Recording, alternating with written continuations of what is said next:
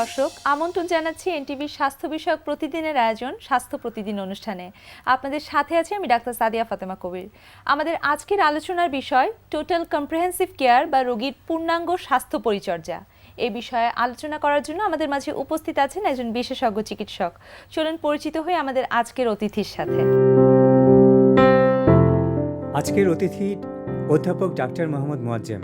অধ্যাপক ডাক্তার মোহাম্মদ মোয়াজ্জেম হোসেন 1945 সালের ডিসেম্বরে বরিশাল জেলায় জন্মগ্রহণ করেন। তিনি 1969 সালে ঢাকা মেডিকেল কলেজ থেকে MBBS ডিগ্রি অর্জন করেন। এরপর তিনি যুক্তরাষ্ট্র থেকে চিকিৎসা বিজ্ঞানে উচ্চতর MD ডিগ্রি লাভ করেন। বর্তমানে তিনি যুক্তরাষ্ট্রের ক্যালিফোর্নিয়ায় চিকিৎসা সেবায় নিয়োজিত আছেন। স্যার, আমন্ত্রণ জানাচ্ছি আমাদের অনুষ্ঠানে। অনেক ধন্যবাদ আমাকে আসার জন্য এবং সুযোগ দেওয়ার জন্য যে স্বাস্থ্য সম্বন্ধে আমি কথা বলবো, সেজন্য আমি অনেক কৃতজ্ঞ। স্যার, আমাদের আজকের আলোচনার বিষয় হচ্ছে রোগীর পূর্ণাঙ্গ স্বাস্থ্য পরিচর্যা বা টোটাল কম্প্রিহেন্সিভ কেয়ার। তো স্যার, আমি শুরুতেই জানতে চাইবো যে টোটাল কম্প্রিহেন্সিভ কেয়ারের আসলে প্রথম পদক্ষেপটা কি? পদক্ষেপটা হলো প্রথম যখন রোগী আসে আমাদের অফিসে, তখন আমরা ওই রোগীটার পূর্ণ হিস্ট্রি নেই, তার অসুখটা কিভাবে হইলো, কখন থেকে হইলো, কতদিন যাবত আছে, কতক্ষণ ডিউরেশন, সব ডিটেলস হিস্ট্রিটা তার থেকে নেওয়া হয়।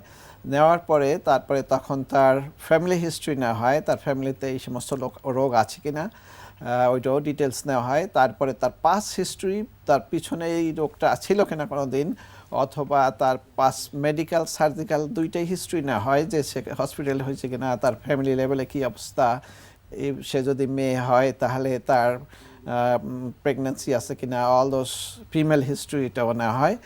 তারপরে সোশ্যাল হিস্ট্রি, তার লেভেল কি আছে, সে লেখাপড়া করে না কলেজ যায় না হাউস ওয়াইফ, ডিটেলস ওইটাও দেওয়া হয়। তারপরে সে স্মোক করে কিনা এবং ড্রিঙ্ক করে কিনা ওইগুলো নেওয়া হয়, অথবা ড্রাগের সাথে রিলেটেড আছে কিনা ওইগুলি নেওয়া হয়। তারপরে ওইটা নেওয়ার পরে তখন আমরা সোশ্যাল হিস্ট্রি যখন নেওয়া হলো, তখন আমরা জিজ্ঞাসা করি যে আর কোনো অসুবিধা আছে কিনা ওইটার সাথে। সো ওইটা ডিটেইল মানে অ্যাসোসিয়েটেড কোনো ডিজিজ আছে কিনা, অ্যাসোসিয়েটেড কোনো সমস্যা আছে কিনা, সেই সমস্যা সাথে ছাড়াও কানেক্টেড আছে কিনা। তারপরের স্টেপ যাই আমরা review of system. Review of সিস্টেমটা হলো প্রত্যেকটা সিস্টেম অনুযায়ী, যেমন একজন কাশি নিয়ে আসলো, তার কাছে জিজ্ঞাসা করি যে তার তার পালমোনারি সিস্টেম ওইটা চেক করি যে তার অ্যাজমা ছিল কিনা, ব্রঙ্কাইটিস ছিল কিনা, অ্যালার্জি ছিল কিনা, এই সমস্ত। তো ওইটা স্টেপ বাই স্টেপ যাওয়া হয়। প্রথম স্টার্ট ফ্রম দ্য আই, তার চোখে কোনো অসুবিধা আছে না, ব্লারিং ভিশন আছে কিনা, তার হেডেক আছে কিনা, তারপরে তার এই মাসকুলোস্কেলেটাল সিস্টেমে কোনো অসুবিধা আছে আর কি আমরা কোশ্চেন করে করে ইভালুয়েট করব, রিভিউ করা, যেটা ডিটেল আমরা গিয়ে স্টেপ বাই স্টেপ সবগুলা সিস্টেম আমরা কোশ্চেন করি, যাতে আমরা কোনোটা মিস না করি। স্যার, আমরা যেটা তো প্রথম পদক্ষেপটা আমরা জানলাম। তো স্যার, আমার আরেকটা কোশ্চেন যেটা, যে আমরা যখন এই যে হিস্ট্রি নিচ্ছি, এটা কি শুধু হিস্ট্রি পর্যন্তই সীমাবদ্ধ নাকি ফিজিক্যাল এক্সামিনেশনের ব্যাপারগুলো আছে, এবং সেটা কিভাবে আছে? আচ্ছা, ওইটার পরে আসবে ফিজিক্যাল এক্সামিনেশনস। হিস্ট্রিটা যখন কমপ্লিট হলো and we got most of the answers ওখানে যখন পাইলাম, তারপরে ফিজিক্যাল এক্সামিনেশন পেশেন্ট সাধারণত ওই গাউন পরায় না হয়, পার্শিয়ালি আনড্রেসড। তারপরে হেড টু টো পুরো এক্সামিনেশন করতে হয়, স্টার্ট ফ্রম হেড, তারপরে আইস, তারপরে ইয়ার, তারপরে নোজ, তারপরে থ্রোট, তারপরে নেক, তারপরে থাইরয়েড গ্ল্যান্ড চেক করা হয়, অল গ্ল্যান্ড চেক করা হয়, তারপরে তাদের মাসকুলোস্কেলেটাল সিস্টেম চেক করা হয়, অল সমস্যা যাই নিয়ে আসুক না কেন আমরা থরো চেকআপটা করা হয়, চেক করি, heart, lungs, kidney, abdomen, legs সব কিছু চেক করা হয়। আচ্ছা স্যার, এই যে আমরা হিস্ট্রি নিলাম, তার সাথে আমরা রিভিউ করলাম, তার সিস্টেম ওয়াইজ যে রিভিউ করলাম, তার সাথে আমরা ফিজিক্যাল এক্সামিনেশন করলাম। তো স্যার, ফাইনাল যে আমরা রোগীর কি হয়েছে ডায়াগনোসিস বলি আমরা যেটাকে, ফাইনালি সেখানে পৌঁছানোর জন্য কি স্যার এটুকুই যথেষ্ট?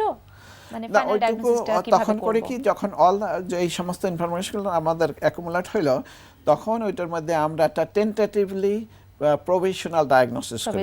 প্রভিশনাল ডিফারেন্সিয়াল ডায়াগনোসিস, প্রভিশনাল ডায়াগনোসিসের সাথে সে ফর এক্সাম্পল একটা লোকে শর্টনেস অফ ব্রেথ নিয়ে আসলো, তারপরে কুলু পাইলাম তার অ্যাজমা আছে, আচ্ছা আচ্ছা, তারপরে প্রভিশনাল ডায়াগনোসিস আমরা অ্যাজমা মনে করলাম, তারপরে সেকেন্ডারি তার ওটার সাথে আরও কোনো অসুবিধা থাকে যেমন ফিভার কফ আর নাথিং, তাহলে ওইটা অল্টারনেটিভ হবে নিউমোনিয়া ব্রঙ্কাইটিস, এরকম করে 1 2 3 4 5। হ্যাঁ, আমাদের অনেকগুলো লিস্টে থাকবে, আমরা জি।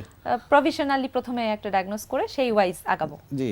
আচ্ছা স্যার, এখন আমি জানতে চাইবো যে আমাদের যে কোনো ডিজিজ ডায়াগনোসিসের ক্ষেত্রে আমাদের ইনভেস্টিগেশন বা এই যে আমরা যে পরীক্ষা নিরীক্ষা বলি, এগুলোর কিছু ব্যাপার স্যাপার এসে যায়, তো স্যার এগুলো যদি একটু আমাদেরকে বলতেন। ওইটা হচ্ছে কি, Laboratory যেমন investigation। ওই প্রফেশনাল ডায়াগনোসিস পর্যন্ত যখন আসলাম তখন উই কাম টু অলমোস্ট 90% আমাদের কন্ট্রোল যে এবং আন্ডারস্ট্যান্ডিং হইলো যে লোকটা কি হয়েছে। So we have 90% knowledge right that time. তো 10% ওইটা ডিপেন্ডস অন যেমন investigation, say for example blood count করলাম, বেসিক ব্লাড কাউন্ট, তারপরে এক্সরে টেস্ট যদি দরকার হয় এক্সরে টেস্ট করলাম, বা অন্য কোনো টেস্ট দরকার হয় ওগুলি করলাম just to support.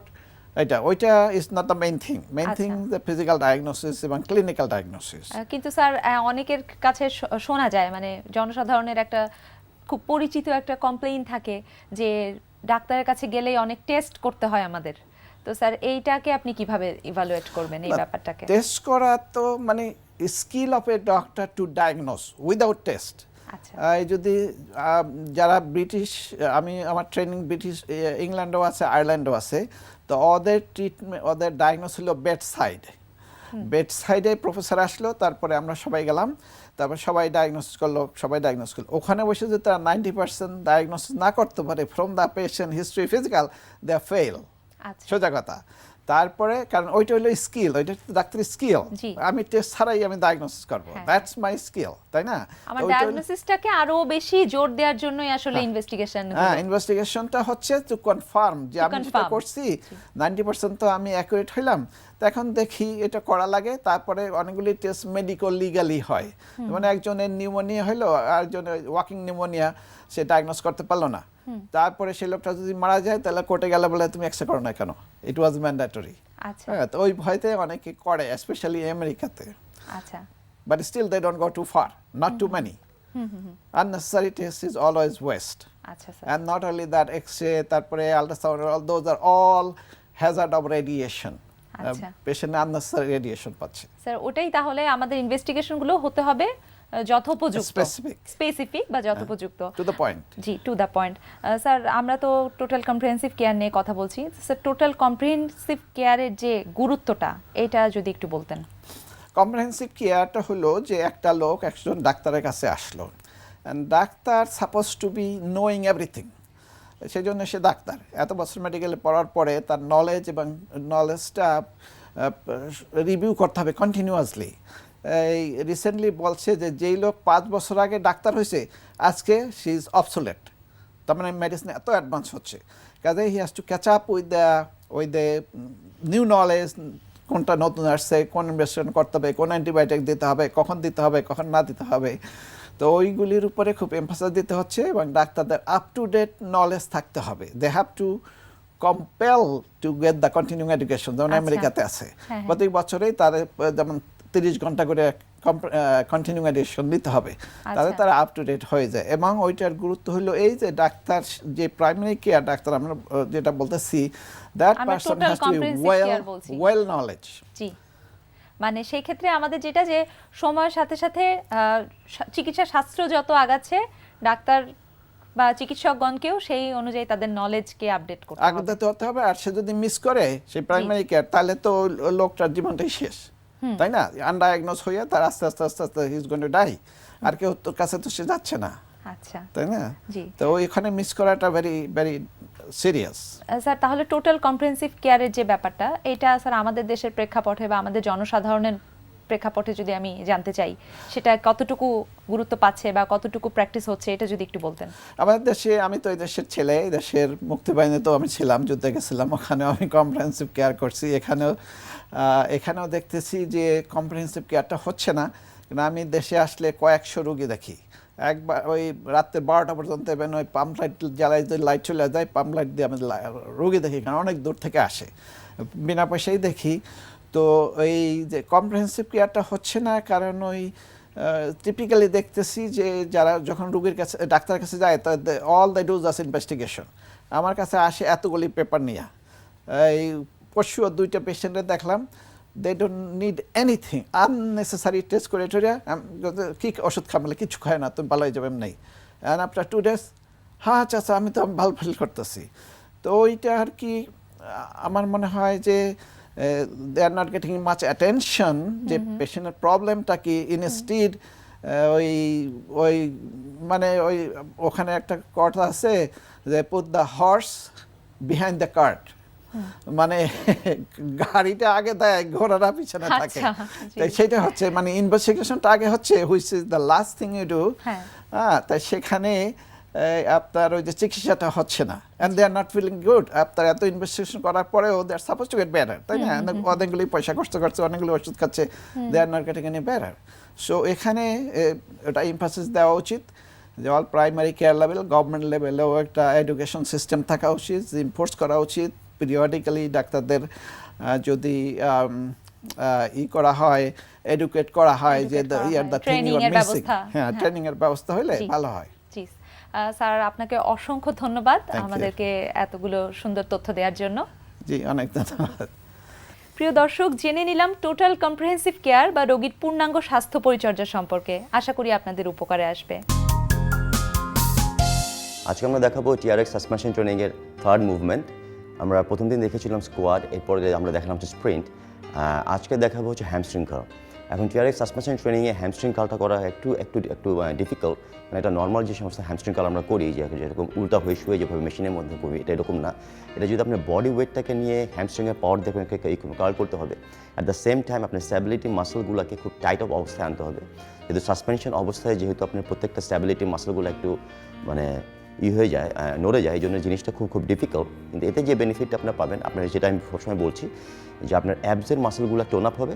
At the same time যে জিনিসটা হবে আপনার হ্যামস্ট্রিং এবং গ্লুটসের ইগুলা মাসলগুলো হয়ে যাবে, অ্যাক্টিভ হয়ে যাবে। এখন আমাকে অ্যাসিস্ট করবে ওবাইস, এবং দেখুন কীভাবে জিনিসটা করতে হচ্ছে। ওকে ওবাইস, ওকে।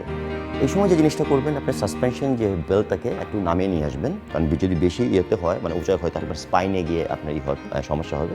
ওকে, পুরা পজিশনে শুয়ে পড়বেন। শুয়ে পড়ার পরে জিনিসটা করে সাসপেনশন করে আপনার হিপসটাকে তুলে দেবেন। ওকে, এখন যে জিনিসটা করবেন শুধু হ্যামস্ট্রিংয়ের পাওয়ার দিয়ে টানবেন। ওকে, এতে যে জিনিসটা হচ্ছে আপনি যেহেতু আপনার বডিটা হিপ সহ আপনি করে ফেললেন, তুলে ফেললেন, আবার হ্যামস্ট্রিং কার্ল দিয়ে যখন আপনি করছেন তখন যে জিনিসটা হচ্ছে আসলে আপনি পুরো বডি ওয়েটটা আপনি হ্যামস্ট্রিং দিয়ে টানছেন। কিন্তু এটা দেখতে দেখে মনে হচ্ছে এটা যে কেউ করতে পারবে, কিন্তু করতে গেলেই দেখবেন যে হ্যামস্ট্রিংয়ের প্রচণ্ড একটা হবে, প্রেশার হবে, এবং আপনি অ্যাবস মাসলটা যদি টাইট না রাখেন তাহলে এক্সারসাইজ আপনি করতে পারবেন না। এবং টিআরএক্সের যে বেনিফিটটা, আপনি যে মাসলটাকে আপনি জিনিসটা করেন না কেন, আপনি সেকেন্ডারি বেনিফিট সবসময় অ্যাবসে গিয়ে পাবেন। কিন্তু অ্যাবসটা অলওয়েজ আপনার হয়ে যাবে, মানে ছোটো হয়ে যাবে, এবং সিক্স প্যাক যারা চাচ্ছে খুব তাড়াতাড়ি খুব ইজিলি দেখবেন যে এক্সারসাইজগুলোর মাধ্যমে আপনার মাসলের টোন আপগুলো হবে এবং সিক্স প্যাকও ধীরে ধীরে করে আসবে, চলে আসবে। এবং সেম জিনিস আপনি এক্সারসাইজটাও করবেন হচ্ছে 30 সেকেন্ড, এবং এরপরে 30 সেকেন্ড নেবেন, রেস্ট নেবেন। গো এগেন, ওকে স্টপ। ওকে, আমি বললাম যে এটার মাধ্যমে আপনার হ্যামস্ট্রিংটা যেভাবে আপনার হবে ডিফাইন হবে, অ্যাট দ্য সেম টাইম আপনার ডেফিনেশনটা চলে আসবে হচ্ছে আপনার অ্যাবসে, এবং এর সাথে যে জিনিসটা হবে আপনার লোয়ার ব্যাকটাও কিন্তু স্ট্রং হয়ে যাবে। প্রিয় দর্শক, হঠাৎ করে মাথা ব্যথা শুরু হলে কি করবেন, চলুন জেনে নেই এ বিষয়ে একজন বিশেষজ্ঞের কাছ থেকে। মাথা ব্যথা নিয়ে বেশি চিন্তা করার কোনো দরকার নাই। মাথা ব্যথা হলে প্রথম আমাকে খেয়াল করতে হবে মাথার সামনের দিকে না পিছনের দিকে। যদি মাথার সামনের দিকে হয় তাহলে প্রথম আমার খেয়াল করতে হবে তার ঠান্ডা লাগছে কিনা, তার নাক বন্ধ আছে কিনা, বা তার শ্বাসকষ্ট হচ্ছে কিনা। যদি এরকম হয় তাহলে আমরা সাধারণত ধরে নিই যে সাইনোসাইটিসের সমস্যা হতে পারে। তাকে ওইভাবে যদি চিকিৎসা দিই তাহলে সে ভালো হবে। নাকে ড্রপ দিতে হবে এবং কিছু ঠান্ডার ওষুধ খেলে সে ভালো হবে। আর যদি মাথা ব্যথা পিছন দিকে হয় এবং বয়স বেশি হয় তাহলে আমরা প্রথমেই ধরে নিই যে তার প্রেশার আছে। প্রেশারের রোগ থাকলে ওই লোকটা বলতে পারবে যে তার প্রেশার কত এবং কীভাবে প্রেশার সে কন্ট্রোল করে, সেই ওষুধ খাওয়ার পরামর্শ দেবো। এই দুটো সমস্যা ছাড়াও যদি মাথা ব্যথা করে তা আমরা প্রথমে ধরে নিই যে তার গ্যাস্ট্রিকের সমস্যা ছিল এই জন্য মাথা ব্যথা আছে। তাছাড়াও যদি মাথা ব্যথা থাকে তাহলে নিউরোলজিক্যাল কোনো সমস্যা, তাহলে আমরা নিউরো মেডিসিনের কোনো স্পেশালিস্টের কাছে পাঠাতে পারবো, তাহলে তার মাথা ব্যথা থেকে সে উপকৃত পাবে। এবং এইভাবে চিকিৎসা নিলে মাথা ব্যথা নিয়ে কোনো দুশ্চিন্তার কোনো কারণ নাই। পরবর্তীতে যদি কোনো চিকিৎসা লাগে তাহলে ওই ধরনের পরীক্ষাপাতি করে তাকে আমরা ওইভাবে চিকিৎসা দিলে সে ভালো হয়ে যাবে। প্রিয় দর্শক, এবার থাকছে আপনাদের জন্য আমাদের আজকের হেলথ টিপস। তীব্র গরম জাতীয় জিনিস খাওয়ার সাথে সাথে ফ্রিজের ঠান্ডা পানি খাবেন না, এতে আপনার দাঁতের ক্ষতি হতে পারে।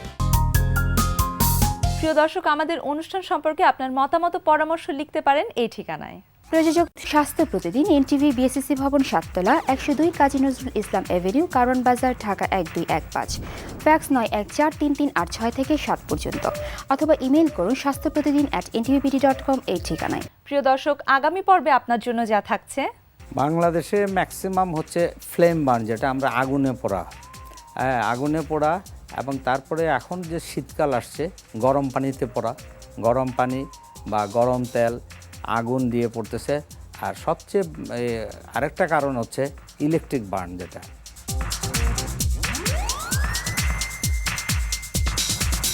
বিশ্বের যে কোনো প্রান্ত থেকে যে কোনো সময় আপনার প্রিয় স্বাস্থ্য প্রতিদিন অনুষ্ঠান দেখতে ভিজিট করুন আমাদের পূর্ণাঙ্গ ওয়েব পোর্টাল www.ntvpt.com। প্রিয় দর্শক, আজ এ পর্যন্তই। সবাই ভালো থাকুন, সুস্থ থাকুন, এনটিভির সাথেই থাকুন।